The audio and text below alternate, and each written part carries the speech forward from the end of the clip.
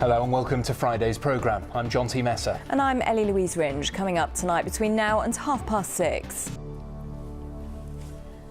Good evening. A man has been convicted of the attempted murder of a 96-year-old D-Day veteran at his home in Taunton. Joseph Isaacs. David Ticehurst described it as a bizarre and utterly senseless attack. Well, in a moment, we'll hear from Jim Booth about the impact the attack has had on his life. But first, we can cross to Taunton Crown Court and Ben McGrail. Ben, it was an emotional day in court.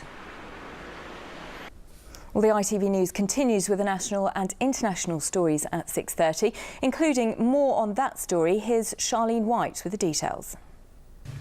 But next tonight, Church of England officials in Cornwall chose to ignore child sex abuse allegations against a former employee. That's according to a report that was published today.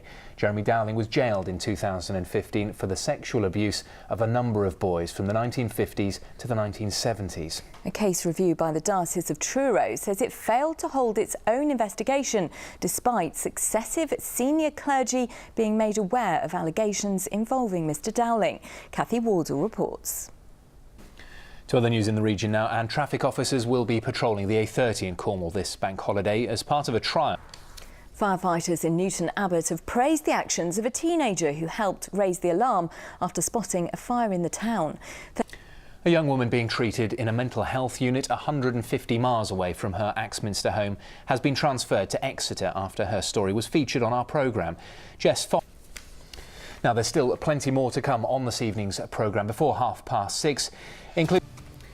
But first, this weekend sees both Exeter Chiefs and Exeter City chasing sporting glory, with both clubs involved in high-profile finals. Yes, Chiefs take on Saracens tomorrow at Twickenham, aiming to become champions of England for the second season in a row.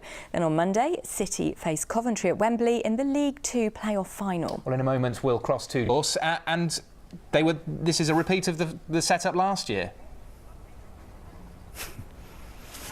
So City in action on Bank Holiday Monday at Wembley. Before that, though, the Chiefs take on Saracens at Twickenham. Well, Jeff is at Sandy Park, where the Chiefs are based and where supporters will gather tomorrow to catch the coach to the capital. Jeff, do we know how many people are travelling? So, Jeff, a very big weekend for both sides. Come on, then tell us they can both do it. And Kate will be here with the bank holiday forecast in a moment, where we'll also find out how it's looking if you are heading to those finals at Twickenham and Wembley.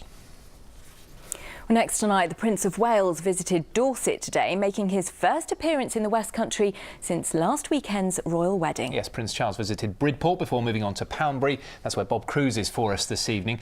Bob, it has been a very busy week for the Prince, hasn't it? Yes, it has. OK, let's take you from Dorset to Devon now, because it is weather time, the all-important bank holiday forecast. Kate, as well as telling us what the forecast is for us, can you tell us what it's going to be like at Wembley and Twickenham for all those fans? OK, Kate, thanks very much indeed. Have a lovely weekend, won't you? And before we go, let's remind you of the main headlines here in the West Country this evening. And a man who's been convicted. Well, it's goodbye from the two of us. I'll be back with the late news for you at 10:30. Now I'll hand you to Charlene White as the ITV News continues. Best of luck to the Chiefs and Grecians this weekend. Enjoy your bank holiday. Bye-bye.